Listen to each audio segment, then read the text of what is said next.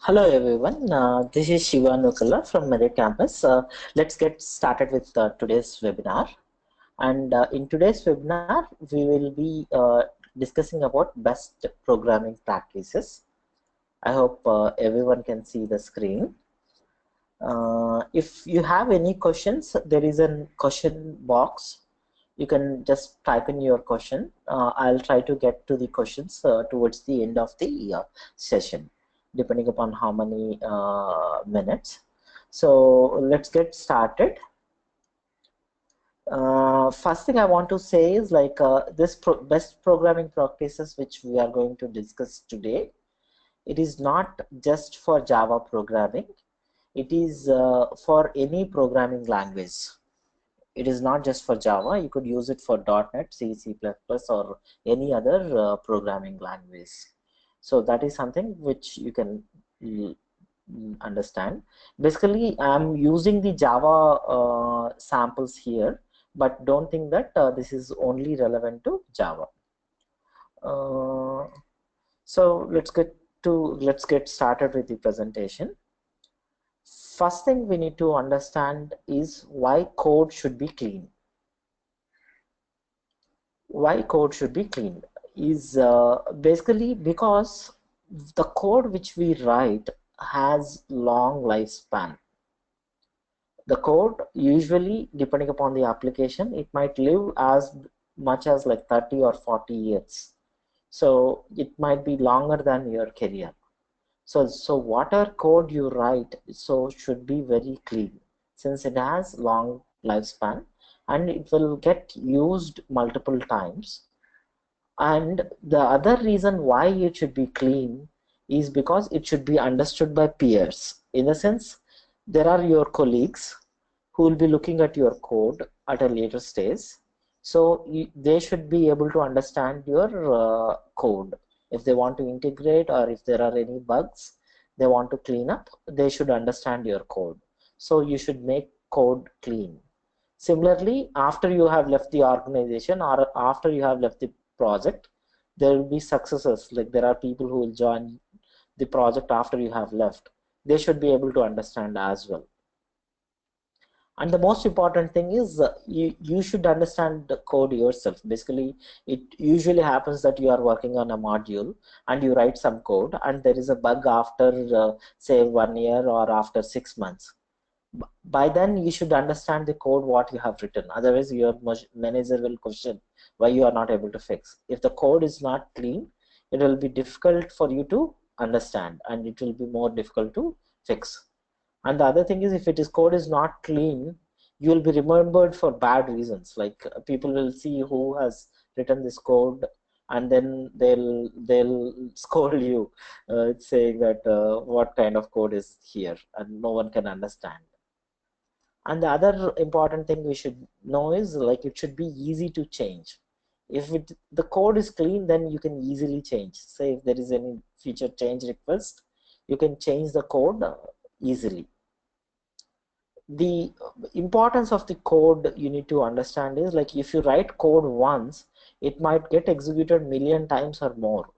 Like the simple for loop which you write or the simple while loop you write or a simple method which you write could be executed a million times or more, depending upon the complexity of the application and how well how popular is your application. So although it might just take 15 or 20 minutes to write a small piece of code or method, sometimes it might get just used forever and it will get executed millions of times. So whatever little code you write, it is important that you have to keep it clean. If you don't keep it clean, like you might have to leave comments like this. Basically, when I wrote this, only God I understood what I was doing. Now only God knows. If you don't write clean code, you can't understand what you have written.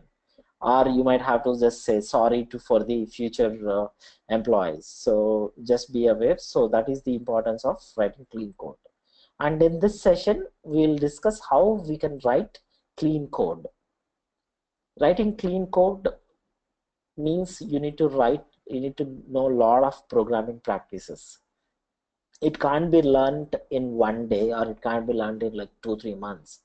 learning best programming practices or how to write clean code is a long-term process. You need to improve one by one. You need to understand one practice at a time and then try to improve upon it.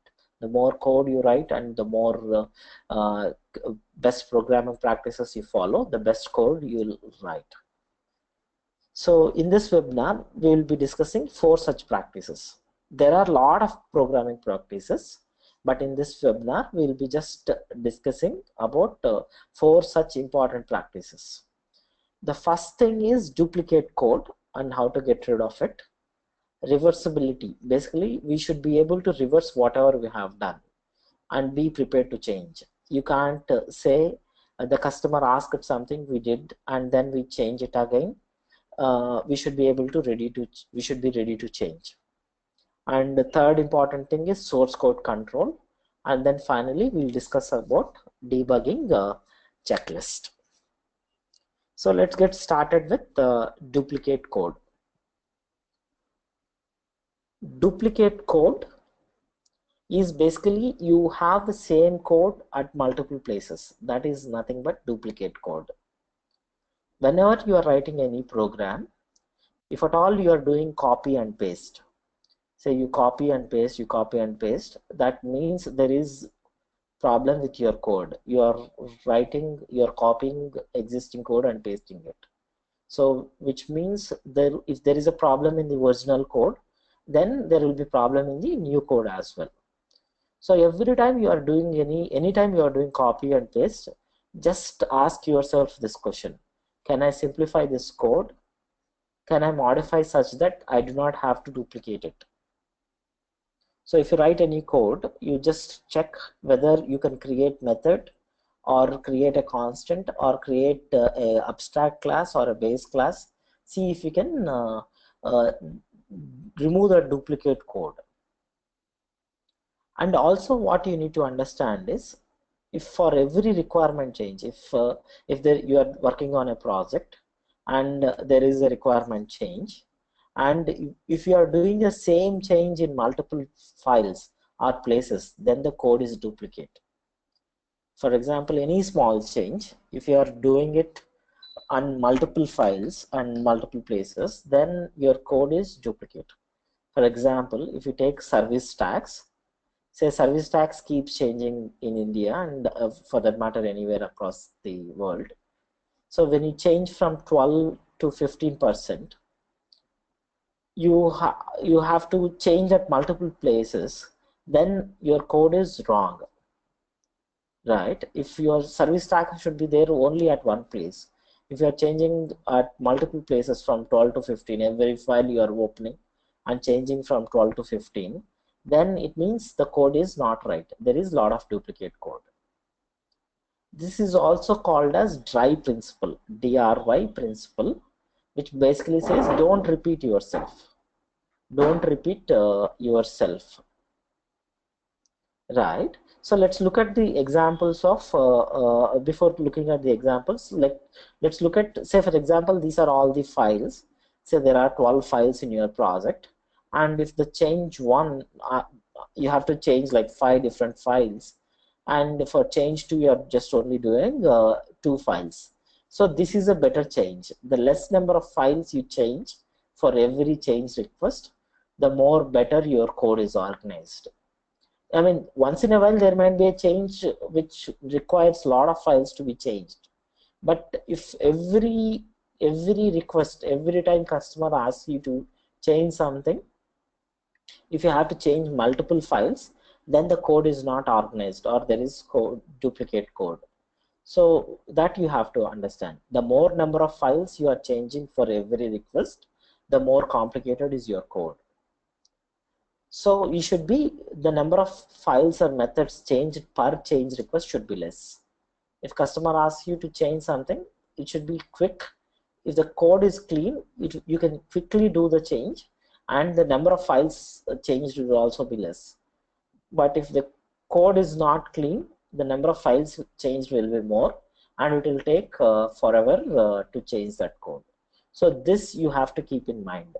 Every time you are making any change, you see how many number of files or methods you are changing. So let's look at some duplicate code. So here I have on the red box, we have an example which basically converts meters to feet, and the other example which will convert feet to meters. So here the 3.28084 is the conversion factor to convert meters to feet. So if I have 25 meters, if I have to get feet, I'll multiply 25 by 3.28084. And then if at all I have something in feet, I want to convert to meters, I'll just divide by 3.28084. So, but this code is a bad code. This is bad code because you are using the same constant. You have written the code multiple times, the same constant in the code. Say if you want to change from 84 to 85 or 841, then you have to change at two places. But instead you create constant. Constants are there in every programming language. Here this example shows how to create a constant in Java. So you could just create a conversion factor, basically assign that value, create a static variable, and then you could use the conversion factor at two places. So either you want to convert from meters to feet or feet to meters, you just use the same conversion factor. So in future, if at all you want to change the variable, you can just go and change this thing here. So that is how you can do it with constants, and create constants and keep them in one place. Don't create, if at all you create constants, you could create something called your application constants or something like that, and put all the constants in one place and then just refer to them wherever you want. The other example of constants are meter to feet conversion and service tax, right? We have discussed earlier about service tax. If at all it gets changed, you don't want to change and at multiple places. The third thing I would like to highlight is give clear and readable names. Don't, whenever you are writing program, don't write like A, B, C, D. Just create like height in meters, height in feet, width in feet, or width in meters, so that you can easily understand. And also whenever you are creating a constant, create a good name, conversion factor, so that people can understand it quickly. So this is how you remove duplicate code with constants. This is this is another bad example of code. Here they are trying to get words separated by punctuation marks. If at all there is space or comma or semicolon or question mark or these colon, they want to create separate words. This is an example in C. But as you can see, if the punctuation marks are put here, like this is all clumsy code. You have like and multiple and conditions. The same thing is repeated here as well. But this is a very bad example of code. Instead, it's better you create a function which basically says is punctuation. Basically, you are checking if the character is a punctuation or not, and then you could use that thing both here as well as here. So this is, I mean, the other way to reduce duplicate code is through methods. Let's look at the next slide. Remove duplicate code with methods. Say, for example, here we have an array of integers here, and I want to get the sum of those integers. Say I have 2, 3, 4, 5, and in array A, and I have 5, 6, 7, 8, 9 in array B. If I want to get the sum of integers, you have to write for loop. Then you go through each and every element in the for loop and then add it to sum. And if similarly, if I have to do it for B, I have to write the for loop again. But this is not good code because you have duplicate code. The same code is copied here and pasted here. You just change the variable name. So this is not good code. Instead, you create a method like this guy. You have calculate sum, you have a method which basically takes the input and then returns the result. So this is a good example of methods. So it's the same method, calculate sum, could be used at multiple places as well, right? So you could use duplicate code to create methods. And the third form of duplication is inadvertent duplication. Basically, you don't know that you are really duplicating. Say, for example, I have a line, I have a start and an end. We know that the distance from start and end is nothing but length. But if you create one more variable, double length, then you could have some values which are start and end, but the length is different. So this is mostly a design level issue. Say when you are creating a class, and you put length also according from start and end. So this is wrong. You should actually calculate it whenever you need it, because calculation is easy. It is better to calculate whenever you need it than putting it as a variable. So even this duplicate code is problem. We'll look at another example here. So for example, you have class student, we have English, Hindi, maths, physics, and chemistry, and then there is total. So I could have English 50, Hindi 50, maths, physics 50, 50, 50.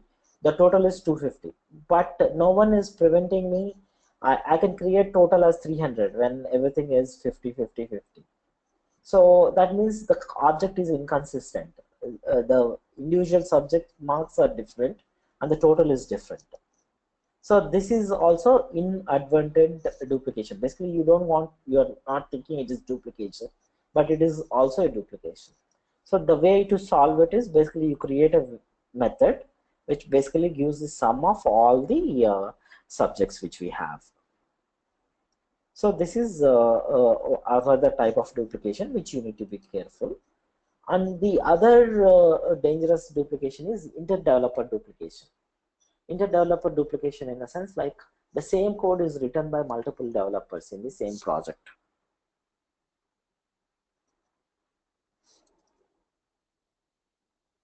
Can you hear me?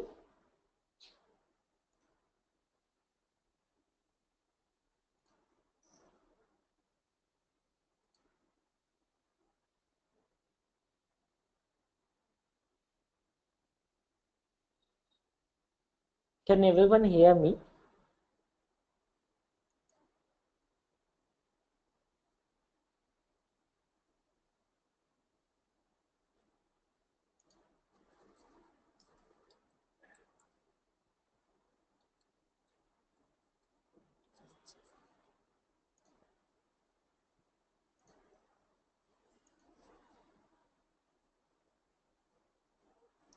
Okay, cool.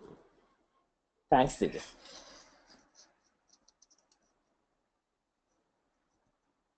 Okay, thanks. Yes, so we'll continue. It seems some of them are not able to hear. Can you please check your mics? Probably they can't hear this as well. Okay, we'll continue. So we were talking about this inter-developer duplication. What this inter-developer duplication is, basically you as a developer, you are writing some code, some for loop or some utility methods, and then there is your colleague who's in the same project has come up with similar problem, and he's also writing the same code. So that means he has written, you haven't written any duplicate code, he hasn't written any duplicate code, but together you have written duplicate code. That is nothing but inter-developer duplication. This is also dangerous because everyone is creating their own version for that program. So to avoid this, you need to create utility packages. Utility packages in the sense you write the utility packages, and any new methods, you just add it to that utility package. So instead of creating your own class and creating your utility methods, it's better create a common utility package and then add all those methods to these packages. Similarly, before adding any new methods, please check the existing utilities and then only add new methods. Say for example, if you think there is a new utility, just don't go blindly add it to the packages. Just check first, and only if there is nothing, you can use it. And the most important thing you should also know is there is commons packages. Apache, Apache is a foundation. They have commons packages, and they have like a lot of utilities which are already available. So many things which you think you need to create might be already available with the Apache framework, Commons. So just this is the link for them, commons.apache.dot. So please go check utility packages. You can just quickly download the jars and utilize them in your application. So this is about duplicate code. So next we'll think about reversibility. Reversibility is basically whether we are prepared to change. You know, the world is always changing, right? World changes. Everything changes. Nothing is constant in this world. So are the requirements. So things which were wrong earlier might be right. Or you want whatever we thought was wrong, whatever we thought was right might be wrong. So depending upon the user experience, customer might not like it. So there are chances, or there is always that you might have to change. You write some code today, they want to remove it or they change it. So this can happen. So you need to be prepared to change. That is nothing but code reversibility. Code reversibility can happen, can be done using duplicate code. You can, if you don't have duplicate code, then you can be more reversible, and at the same time decoupling and use of metadata. We already discussed about duplicate code. Now we will discuss about decoupling and metadata. Decoupling is basically minimize coupling, in a sense like it is better not to have everyone know everyone. We need to create some kind of abstraction, or we need to, it's better you know only the person whom you are talking, and the number of persons or people whom you are interacting is less. So the less decoupling, or the, if you have minimized coupling, then your code is more easy to change and can be reversible. Say for example, I have two method examples here. I have a method which says plot date, which takes date and time zone, right? Which basically needs a date and time zone. So for getting the time zone, here we are taking selection dot get recorder dot get location dot get time zone. This is not good, because this method plot date should know about selection, should know about recorder, should know about location, and then know about get time zone.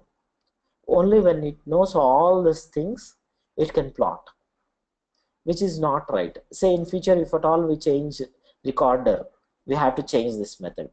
We change selection, we have to change this method. We change location, we have to change this method. So for every change, this guy gets impacted, which is not a good example. But if you have created a method like this, which basically takes date and time zone, you could just pass date and time zone to that method. So he need not be impacted whenever we change selection, or whenever we change recorder, or whenever we change location. So this will prevent the number of files which gets changed every time you change. So this is nothing but decoupling. Basically, it's like Facebook friends, right? In a sense, like you don't need to know like 1,000 friends. You need to only know 5 important friends, or 10 people who can do things for you.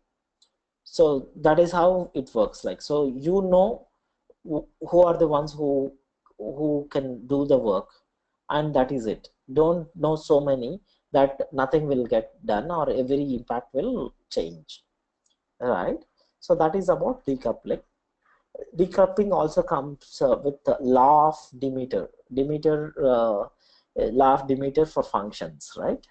So what this law of Demeter, which basically says is, you can only access itself. Basically, if there is a function inside that class, it can access itself, or any parameters which are passed, or if there are any objects which are created, and any variables which are directly held. So that is what Demeter says. Basically, you cannot access something, something of something. Basically, here if you see selection, we are calling selection, get recorder, get location, get time zone, which is not right. We should be just calling only up to get recorder. So that is what this demeter tells. So whenever you write code, just ensure that you are only accessing what is needed. If at all you are going one level below or multiple levels below, then probably you need to change the code. So that is about law of Demeter. That is about coupling, decoupling, right? So next, to be prepared to change, you need to use metadata. Metadata is basically you use metadata so that metadata, or sometimes people call it system settings or configuration files. Metadata or system settings or configuration files or XMLs, all these things are considered as metadata. Metadata is something which you can easily change without changing the code. Code you will not change, but you will just change the metadata or XML so that the code will run. For example, you have some pricing, movie ticket pricing. Movie ticket price is say today 50, but in future we want to make it 60, or it's a flop movie, we want to reduce it. So these kind of things you can just put it in the metadata so that people can read from that metadata or XML or config file, so that you can easily change without have to compile the application. Just change the XML and your price is changed. Examples are like tuning parameters, or where we want to install it, and what are the user preferences. Everything will go into metadata. And similarly, you would have known like Paytm is giving a lot of coupon codes, or Flipkart is giving coupon codes. Everyone is giving discounts on coupon codes these days, right? Even they are only valid for so many number of people, and they are only valid till so and so date and things like that. One way is to write, just assume that you are programmer, Paytm programmer or Flipkart programmer, and you can't, if you put everything in the code saying that the code is only valid till so and so date and only for so many people, then every time they want to change any discount, you have to change the code, which is not right. Instead, you just use metadata. Using metadata, you can easily change the coupon codes. So if there is a new event, you can quickly create a coupon code and send it. So this is about using the metadata. Okay, so now let's proceed with source code control. Source code control, I'm sure would be part of all your engineering subjects. Version control, they call it, source code control or version control, version management control. Everything is nothing but source code control. These days many people call it GitHub. GitHub is nothing but a source code control which uses the source code control called Git. Right. One thing I want to say is basically any small project, even the smallest project with only 2 or 3 files also, I suggest you create a repository and then check into that source code control. Basically, source code repository you create and then check in. Don't keep your code in like files or directories, because sometimes you might lose it, and sometimes when you change it, you might not be able to find out what you have done. Sometimes you will say, okay, it was working earlier, now it is not working. Right, so that is not good. So even if you are doing a small project, one or two, even if you are just doing only one person also, then also please create a source code control for it. Famous source code controls, now they are free. GitHub is there, there is BitBucket. I mean, BitBucket you could use if the number of users are less, but you want more repositories. Say you want to work on like 10 or 15 or 20 projects, then it's better use BitBucket. But if you want more users, like open source code, I mean, but you can only get 5 repositories with GitHub. With BitBucket, you could only get 5 users, but you could get unlimited repositories. But with GitHub, you get more users, but you'll get only 5 repositories. So for those who don't know about source control, especially Git, there are 5 main actions you need to understand. One is clone, commit, push and pull, branching and tagging. Branching and tagging is a bit complicated thing, so that is out of scope for this webinar. Today we'll just briefly discuss about clone, commit, push and pull. Let's get to the next slide. Okay, before we go understand those things, let's understand the advantages of source code control. Basically, source code control can keep track of every change you make. So you wrote one program, it was working, you committed it. Then you were working the next day and you made some change and it stopped working. So you can just quickly go to source code control and get what you were doing earlier. So you can always go back to previous version of software.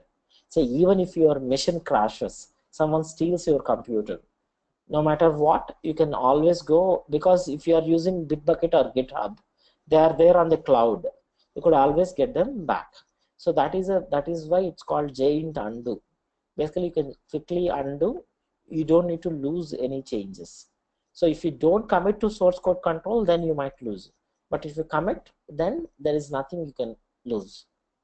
And especially these source code control are useful when you have like very big projects which are like hundreds of people working and which are like 5-6 years or 10 years old.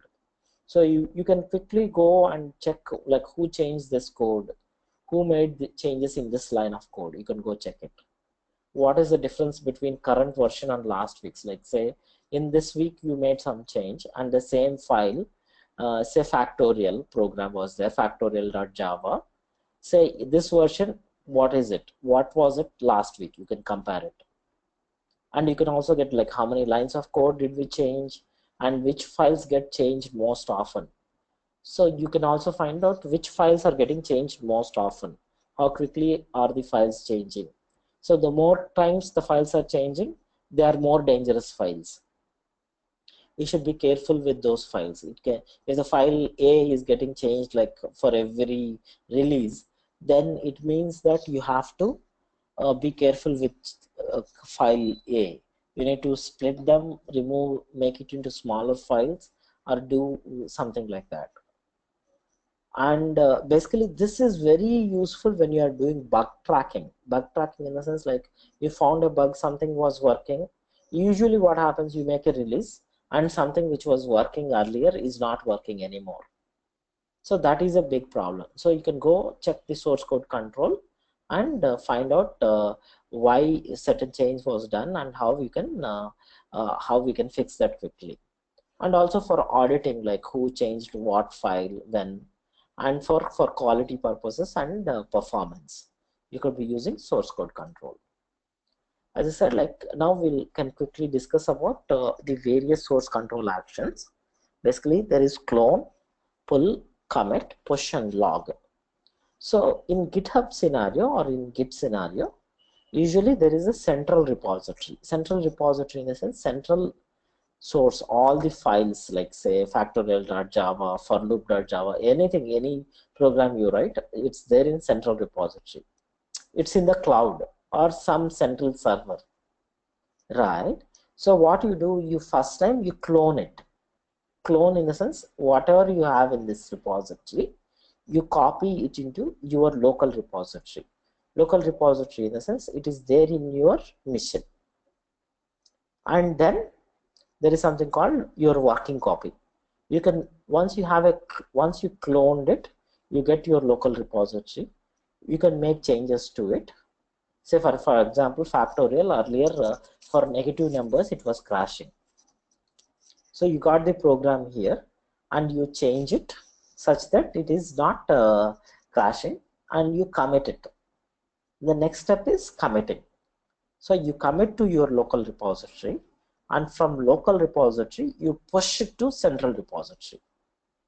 So this is something which you need to understand clearly. So in Git you have a central repository and you copy everything, clone into your local repository, and you work with your local repository, and then from the local repository you push to central repository. So this you need to understand. You never commit directly to central repository. You commit to your local repository. From the local repository, you push it. So for example, there was no internet. You usually in SVN or any other version control system, if there, you always directly check into central repository. So if there is no internet and you can't connect to central repository, so this is broken, right? You can't commit anything. You can't progress to the next step. But with Git, the advantage is you can commit to local repository, and when the internet comes back, you can push it. So you could do like multiple commits here, like 3 commits or 10 commits, and then one shot you could push. So that is the advantage of Git. That is why it became so famous. Basically, you could commit you could commit to local repository and proceed with the other changes even when there is no internet.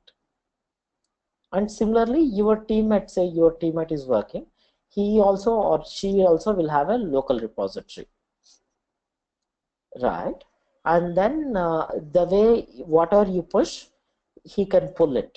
When he says pull, I will just come to his repository or his working copy. So these are the things you need to understand. Clone means getting from central repository to your local repository. Pull also is basically whatever you committed, you just pull it.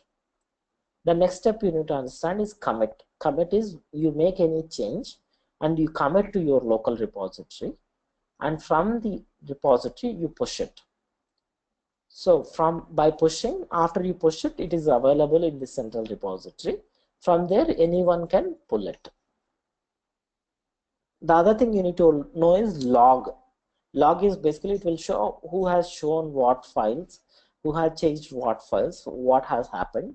Everything will be there. I'll just show you some samples here. Say for example, I just have files data store manager.java. This is a GitHub repository.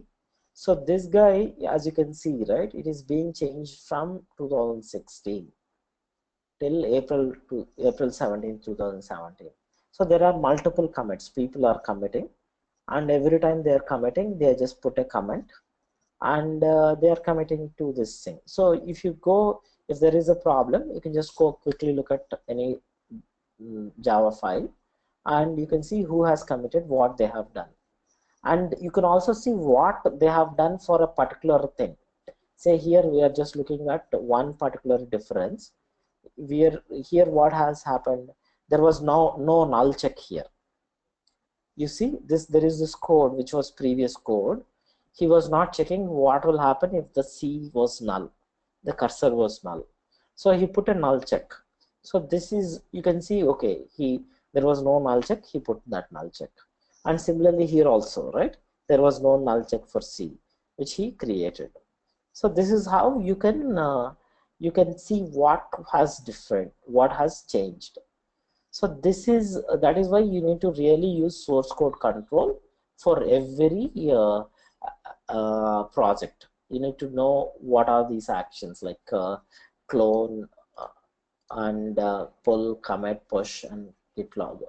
There is a lot of materials available online also. So please start using source code control for all your projects.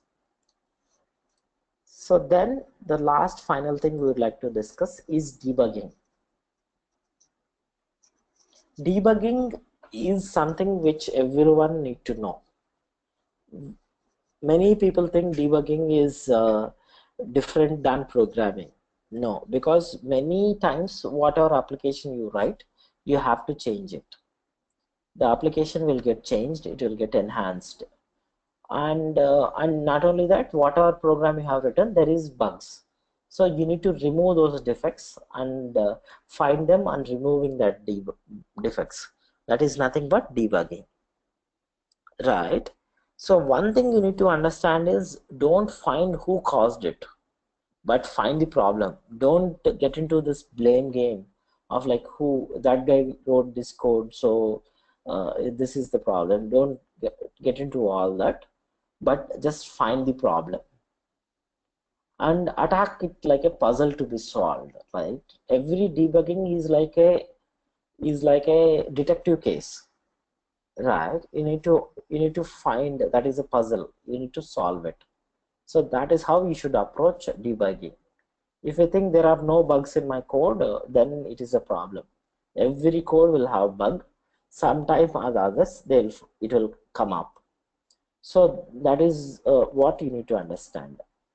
So this is the debugging checklist which uh, which we need to discuss. So whenever there is a problem, right, first thing you need to understand is don't panic, right? If there is a problem, don't get worried that okay, what has happened, right? So don't panic. The next thing is you need to understand is it really a bug or simply lack of requirements understanding? Sometimes what will happen is user will say it's a bug, but sometimes it might be just a requirement, he didn't understand it. That could be a case. So you need to quickly check with the customer and with whoever is the business analyst, and check if it is really a bug or simply lack of requirements understanding. And if you think it is finalized that it is a bug, just be humble and accept that your code can have bugs. So don't think that I have written code, it is clean. It will have bugs, so accept it. And the next thing you check is if there are any compiler warnings. Don't commit any code which if there are any compiler warnings. Compiler is warning you, so just get rid of all those warnings. And the next important thing is code review. You go check whatever code you have written, review it. I'll just explain in detail what are the steps in code review, but code review is an important process for debugging the issue. The next thing you need to do is reproduce the bug. Reproduce the bug in a sense, like if the customer is saying something is not working, just ensure and reproduce the same thing on your system as well. You need to know that if you cannot reproduce the bug, you cannot fix the bug, right? So you need to reproduce the bug. Reproduce the bug in the sense, like whatever behavior is coming in customer or users thing, you should do the same thing. The next most important thing is isolate the bug. I'll also discuss what is this isolation of bug. Then also review the application logs. Usually you have log statements or system.printlns. So just go check the system.printlns or application logs. You can get a lot of valuable information from that guy. And also eliminate any OS dependency, like Windows 8 it is working, Windows 10 it is not working, or Ubuntu it is working, somewhere else it's not working. Those kind of version dependencies and operating system dependency you can get rid of. And if at all, if nothing is working, try telling this issue to someone else. Tell a story like how this bug is created, what is happening. This is called as rubber ducking. You could also use this technique if you are not able to find the bug even after doing all these things. So first let's understand what this code review, what are the steps. Code review is basically thoroughly understand the existing code. You need to understand the existing code and think of all the possible use cases. So think like what will happen if this happens or if that happens. So for example, factorial program is there, simple program. What will happen if they give 0? Or what if happens if they give very big number like say 10,000? Or what will happen if they give negative number? Or what will happen if they give character? What if they don't give integer at all? So think of all the possible cases. Also check for boundary conditions. Boundary conditions in the sense like, is it working for other extreme conditions as well? Say if you want to pass, if 35 marks is the pass mark, is it working for 34? Is it working for 35? Is it working for 36? Sometimes we might just put less than 35, right? But actually you should be putting less than or equal to 35. So that kind of thing also you check for boundary conditions. The other important thing is if it is a complicated process, does it work with multiple processes or threads? If there are multiple processes and threads, does it work? Is there any environment or OS specific behavior? Sometimes you might just write code which is specific only for Windows or Ubuntu. Is there something like that? And the other thing you need to check is all our assumptions right? What are assumptions we are making? Are they right? assume that service tax is 15. Is it still right? Is the assumption changed? And you also need to check how will the system behave for bad user input. If the bad user input, as I said, like for factorial, if someone gives like a factorial, you can't find, right? So that is about the code review. And the other thing I said is isolate the bug. Isolate the bug in the sense like do it in small pieces. Like say if you have an application which is like 5,000 files and you have a bug, right? You have to ensure that you are isolating the bug. In the sense like, can you reduce it to only 100 files and still reproduce the problem?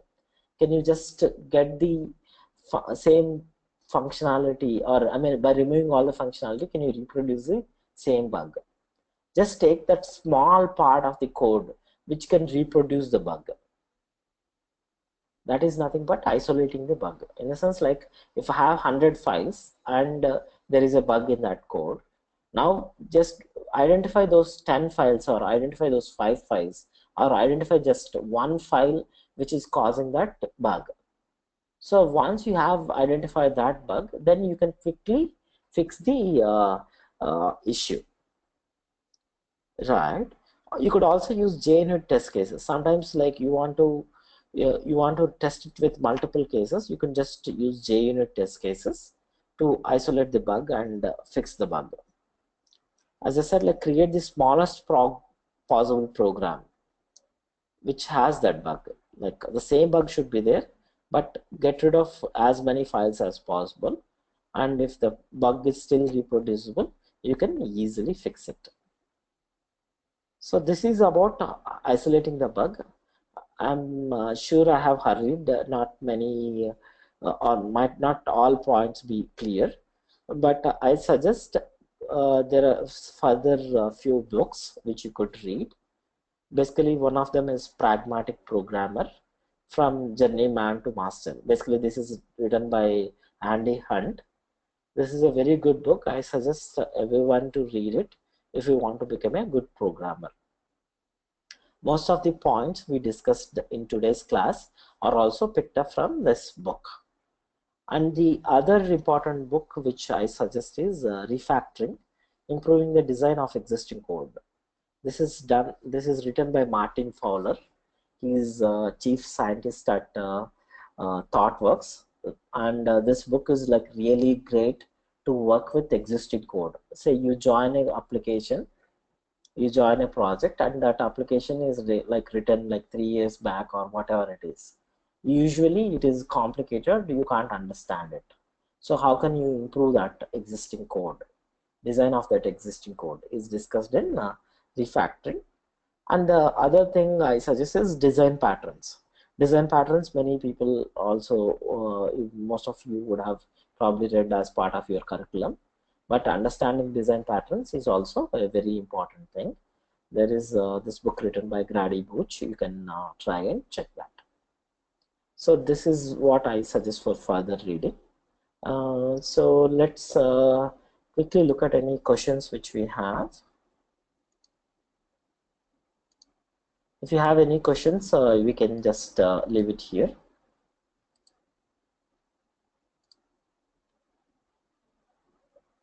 Yeah, Vivek, Kumar, if you have any direct question, you can just ask here. I'm sorry, Kapil. Basically,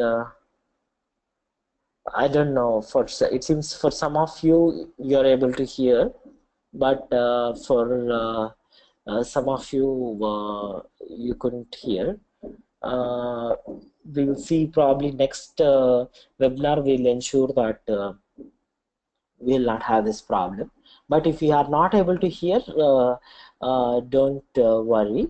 There is a recording of this particular session, so you could just look at the session recording. I'll send you the recording mail once this is completed.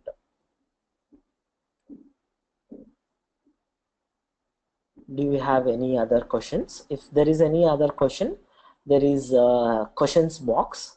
You can just go type in question box there.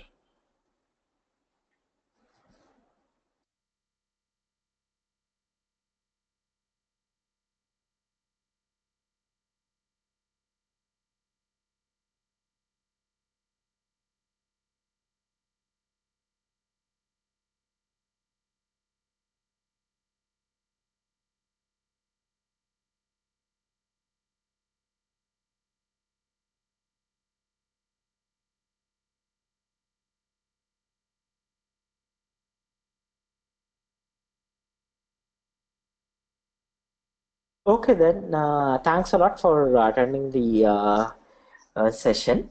If there are any questions in future, you can just mail me at siva.nokala@meritcampus.com, or you can also mail me at info@meritcampus.com. Please make a note of these two things. If there is any question, just mail me. I'll try to answer as many questions as possible. Thank you. Thanks for joining the webinar.